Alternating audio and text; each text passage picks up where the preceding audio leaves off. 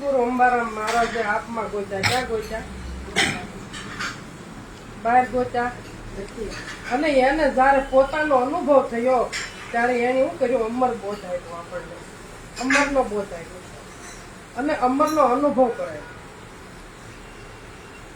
એમ એને અનુભવ કરાયો. એમ જો આપણને અનુભવ થઈ જાય તો પછી બીજી વસ્તુનું કઈ કામ જ નથી. આપણે કીધું બુદ્ધિ હીણો બળધિયો ઘણું સર્યો ઘાસ. ઘાસ કયું સર્યો? જગતનું. પણ પાછું નીર નવાણના અને મટી જાય પંડની. જો નવિન્દ્રીને પોતા બાજુ વાળી દો તો અમર વસ્તુ સહી આઘી નથી. હમણાં ભજન બોલ્યા કે કામ છે મારે ઈશ્વરનું અને જગત રૂઠે તો રૂઠન દે. શું કીધું? કામ મારે ઈશ્વરનું જ છે, બીજા કોઈનું નથી. જગત રૂઠે તો રૂઠન દે. હવે વાત ક્યાંની આવી? પહેલા હાવ પ્રથમ વાત ક્યાંની આવી? તત્વની. અને પછી જો આપણે નિસાવી જઈએ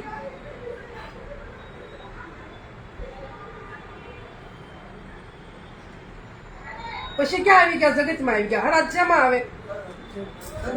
શેમાં આવે? શાસ્ત્રો શેમાં આવે? પેલા હું શું ઉપાડ્યું અને પછી હરાદ કર્યા ને કરવા દો. અને ભાષા તમને વસ્તુ શું આપી છે? ન્યાય. પિંડ અને બ્રહ્માંડ. તો કે જેટલું પિંડમાં પરમાત્મા છે એટલો જ બ્રહ્માંડમાં છે. ઓછા વધતો ક્યાંય નથી. ઓછા વધતો ક્યાંય નથી. તો વસ્તુ જેમ આપી છે એમ સમજી અને એ જ લક્ષ્ય પકડી રાખવાનું છે. બીજું કોઈ વસ્તુ આપણે કરવાની નથી. એક જ જગ્યાએ રહ્યો. ડોટું દીધે કાંઈ મળવાનું નથી. ક્યાં સુધી ડોટું દેવાય? વસ્તુ જ્યાં સુધી ભક્તિના માર્ગમાં રહેશું ત્યાં સુધી તમને બધું જ આવશે. પણ માર્ગ કયો આપ્યો છે? જ્ઞાન માર્ગ આપ્યો છે. એટલે અર્જુનને ભગવાને કૃષ્ણ ભગવાને કીધું કે હે અર્જુન, મને જ્ઞાની જ વાલો છે, મને બીજો કોઈ વાલો નથી. કે હું એનામાં છું અને એ મારામાં છે. હું એનાથી જુદો નથી અને મારાથી પણ જુદો નથી.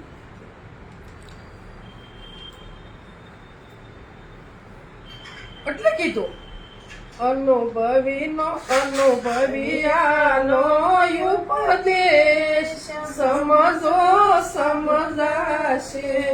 અનુભવિયાનો ઉપદેશ સમજો સમજાશે. આવરણ નહીં આવે લેશ આત્મ ઓળખાશે. આવરણ નહીં આવે લેશ આત્મ ઓળખાશે. દેહ રહિત દર્શામાં આવે પ્રતિબિંબ જેમ પાણીમાં. દેહ રહિત દર્શામાં આવે પ્રતિબિંબ જેમ પાણીમાં. બિંબ બાર પણ પારખ પાણીએ એમ દર્શો છે વાણીમાં.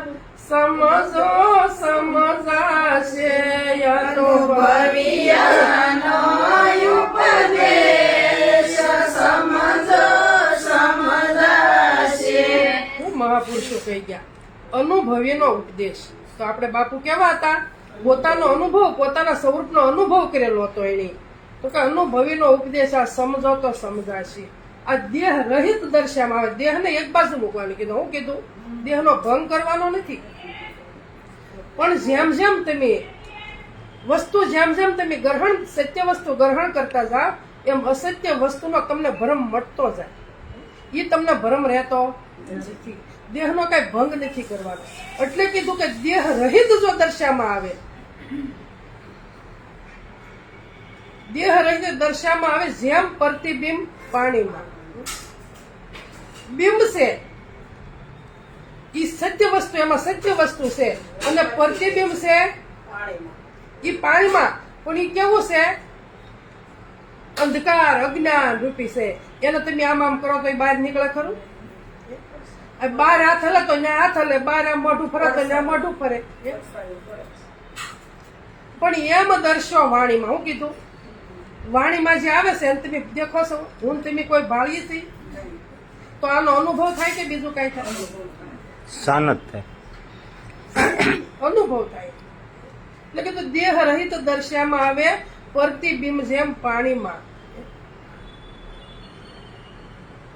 પણ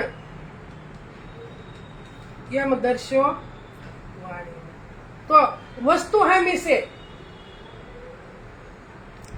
વસ્તુ જ્યાં સુધી હામી ન આવે ત્યાં સુધી વાણી નીકળે ખરી? બોલાય ખરું? જેમ વસ્તુ હામી આવી એમ તમારે વાણી નીકળે, પ્રગટ વાણી. વસ્તુ હામી આવે તો વસ્તુ કઈ હામી ન હોય તો બોલાતું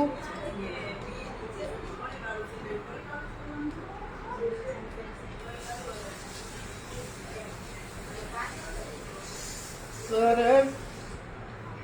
અનુભવિયાનો ઉપદેશ સમજો સમજાશે. અનુભવિયાનો ઉપદેશ સમજો સમજાશે. સર્વેમાં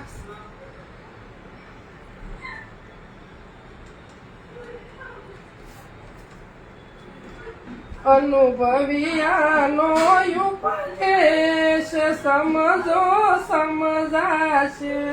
અનુભવિયાનો ઉપદેશ સમજો સમજાશે. સર્વેની માયને સર્વેની માયને સર્વેથી ન્યારો. સર્વેની માયને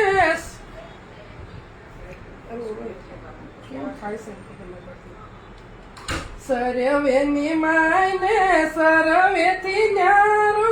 સર્વેનું બેરક પોતે રે. સર્વેની માયને સર્વેથી ન્યારો. સર્વેનું બેરક પોતે રે.